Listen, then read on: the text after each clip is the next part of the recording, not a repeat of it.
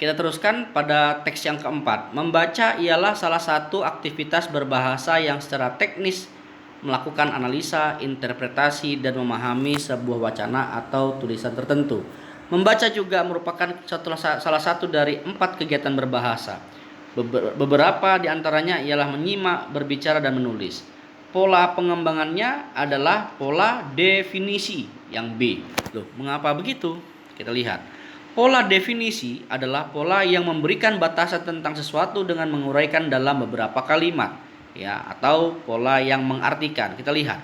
Membaca adalah salah satu aktivitas. Kemudian membaca juga merupakan salah satu dari 4 kegiatan berbahasa, ya. Nah, inilah yang disebut dengan paragraf dengan pola mengartikan atau mendefinisikan. Teks yang kelima, Andi suka membantu sesama tanpa pamrih. Dia juga selalu baik terhadap semua orang.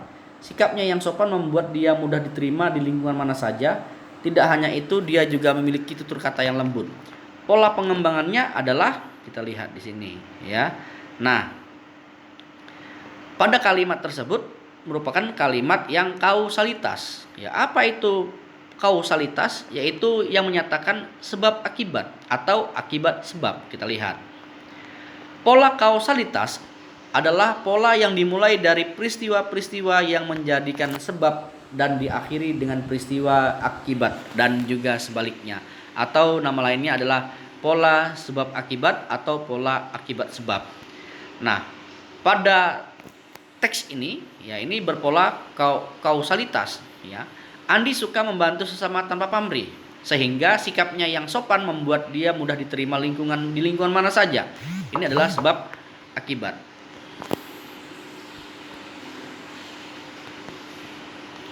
Oke.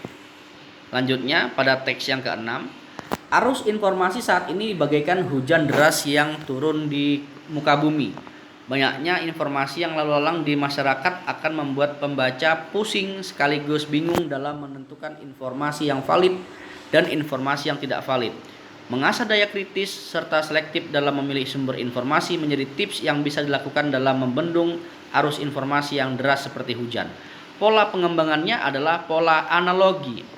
Mengapa polanya analogi? Kita lihat. Pola analogi adalah pola yang menjelaskan sesuatu yang belum dikenal dengan membandingkan dengan sesuatu yang sudah dikenal karena ada kesamaan sifat. Ya, berarti satu benda dengan benda yang lain dianggap memiliki karakter yang sama. Nah, arus informasi ini disamakan dengan hujan deras, ya. Arus informasi disamakan dengan hujan deras. Maka hujan deras dianalogikan sebagai arus informasi, ya. Yang ketujuh, awalnya kebakaran terjadi di sekitar gudang itu. Beberapa orang juga sempat merekam asap yang membumbung tinggi. Tiba-tiba ledakan yang lebih besar terjadi. Kepulan asap secara cepat menyebar ke jalanan dan gedung-gedung di sekitar area ledakan. Evakuasi dilakukan petugas kesehatan bersama warga. Jumlah korban ledakan di Beirut, Lebanon masih terus bertambah dan AFP melaporkan setidaknya sudah ada 73 orang meninggal dunia dan 3.700 luka. Pola pengembangannya adalah pola kronologis. Loh, mengapa polanya kronologis? Ya. Oke, sebentar.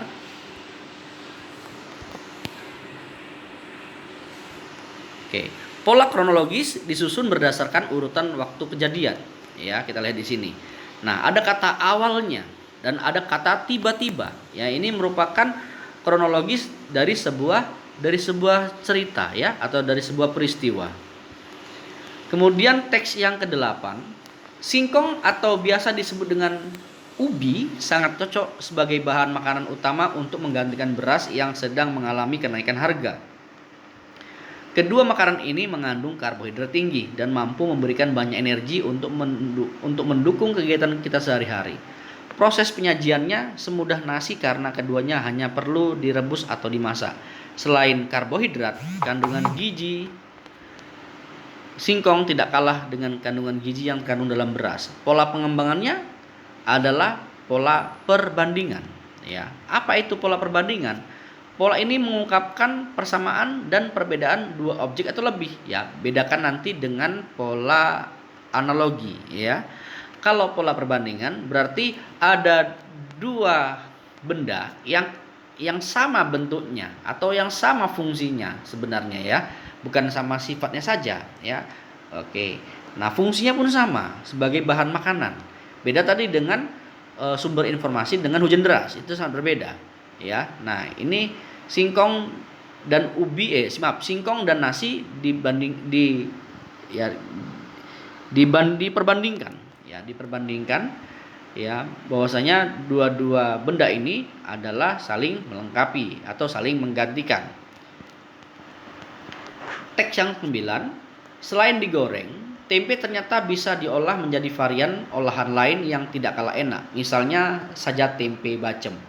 Olahan dari tempe ini dibuat dengan cara merebus tempe bersamaan dengan berbagai macam bumbu yang membuat tempe menjadi berwarna kecoklatan. Ya, pola pengembangannya adalah pola contoh, ya. Mengapa pola contoh? Kita lihat. Pola ini mengemukakan suatu pernyataan yang diikuti perincian berupa contoh-contoh, ya. Kalau kita lihat teks ini, ya, tempe bacem merupakan contoh dari olahan gorengan, ya. Oke. Yang terakhir yaitu kita lihat berdasarkan jenisnya, demam dapat dibedakan menjadi 5 jenis, yaitu demam remiten, demam kontinu, demam intermiten, dan demam bifasik. Jenis demam ini bisa terjadi dikarenakan oleh penyakit atau infeksi yang menjangkiti anggota badan. Pola pengembangannya adalah pola klasifikasi. Nah, ini pola klasifikasi ini sering juga kita kerjakan soalnya, ya, Dek, ya. Oke, apa ini pola klasifikasi? Pola ini dikembangkan dengan mengelompokkan ke beberapa kelompok yang berdasarkan sifat atau ciri-ciri tertentu. Nah, berdasarkan jenisnya, demam dibagi atau dibedakan menjadi 5, yaitu dan seterusnya. Nah, ini adalah jenis paragraf yang berpola atau berbentuk atau pola pengembangannya berbentuk klasifikasi. Oke, terima kasih. Setelah ini kalian akan mengerjakan soal kuisnya. Assalamualaikum warahmatullahi wabarakatuh.